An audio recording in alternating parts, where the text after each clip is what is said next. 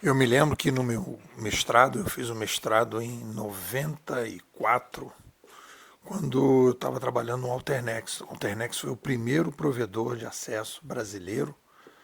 Tive o prazer de ser coordenador do Alternex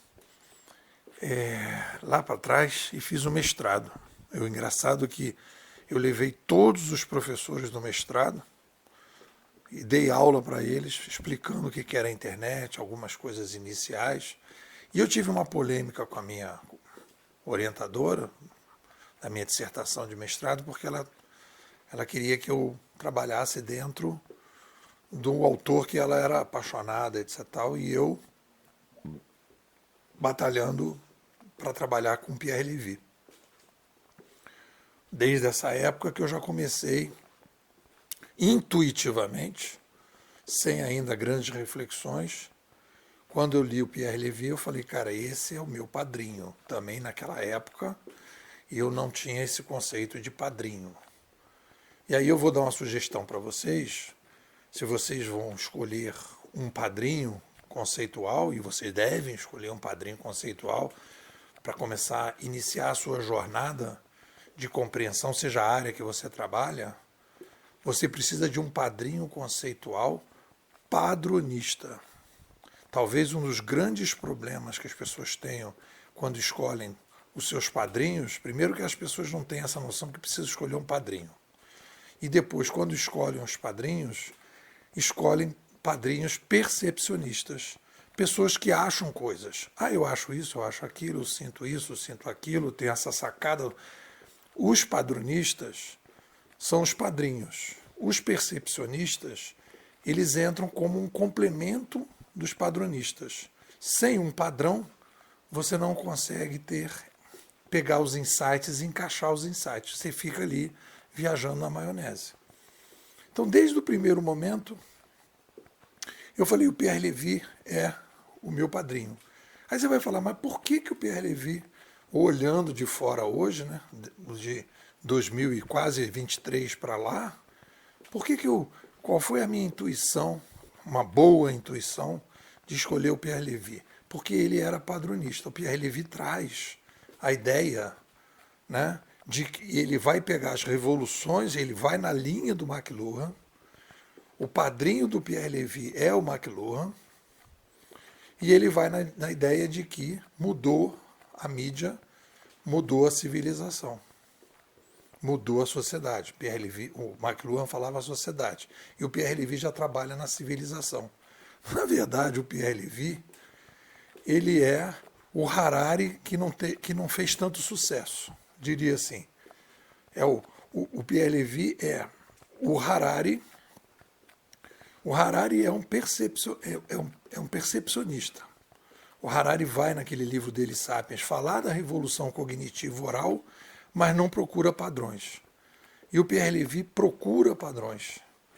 Tanto que ele vai dizer assim, olha, quando passou dos gestos e chegou à oralidade, nós tivemos a revolução oral, civilizacional oral, e aí nós éramos um para um.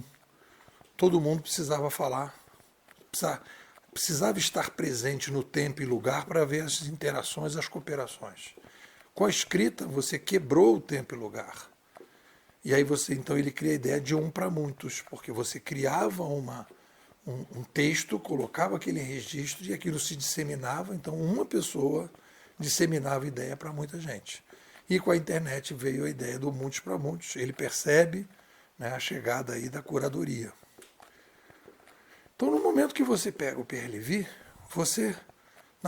no fundo, é uma mudança muito grande, porque é uma nova forma de pensar a história humana, que é a mídia como epicentro das mudanças civilizacionais.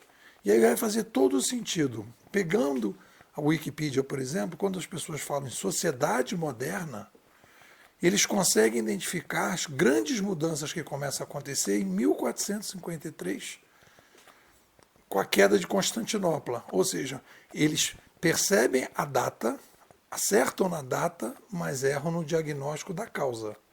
Porque ali inicia o movimento da chegada da prensa, em 1450, quando Gutenberg na Alemanha começa o desenvolvimento da prensa, e a partir dali, logo na sequência, por causa da prensa, você tem a Reforma Protestante, e da Reforma Protestante você tem o desdobramento da República, do cooperativismo que a gente vive hoje, e aí a gente vai avançando.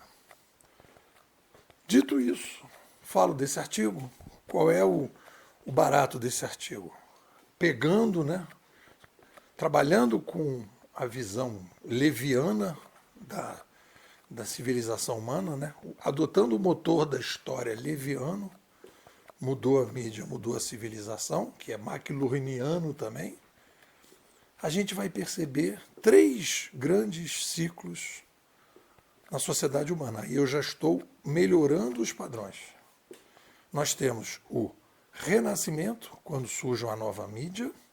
Nós temos a consolidação, quando o modelo de cooperação que a gente opera, ele se sofistica e permite que a gente consiga lidar com mais complexidade,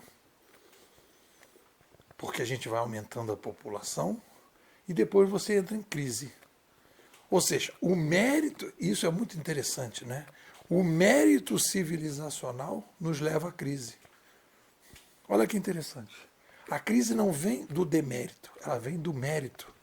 Porque você cria ambientes cooperativos melhores que permitem um aumento populacional, e o aumento populacional que gera crise, e não o ambiente que você vive.